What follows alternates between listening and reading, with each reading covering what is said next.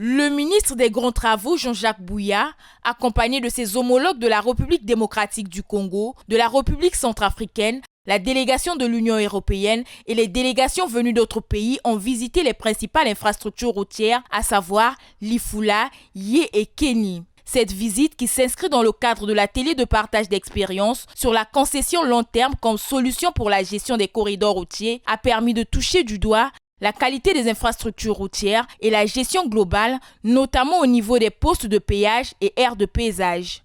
Mais je dois avouer que la manière dont elle est gérée ici, c'est quand même déjà un niveau beaucoup plus professionnel.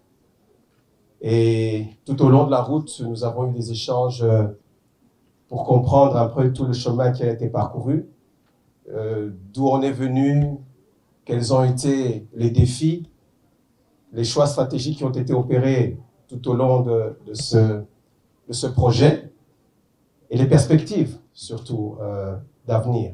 Nous allons toujours participer pour essayer de nous inspirer parce que la République centrafricaine, comme vous le savez, c'est un pays totalement enclavé, déjà par rapport à la mer, et aussi enclavé au niveau intérieur. Donc nous avons un double défi à relever, la connectivité des grandes villes et puis la connectivité vers l'extérieur. Le ministre des Grands Travaux a salué l'implication du partenariat public-privé dans la construction de la route Brazzaville-Pointe-Noire. Vous avez vous-même constaté l'état de la route.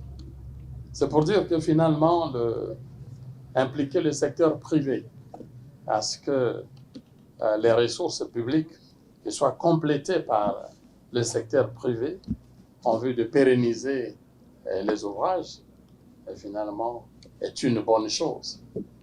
Et donc, ce type de partenariat public-privé, l'implication du privé dans le développement de nos infrastructures devient aujourd'hui une vraie nécessité. Cet atelier de partage d'expériences sur la mise en concession des corridors routiers qui prendra fin le 7 novembre bénéficie de l'appui technique et financier de l'Union européenne via le programme d'appui à la gouvernance de l'infrastructure régionale et nationale.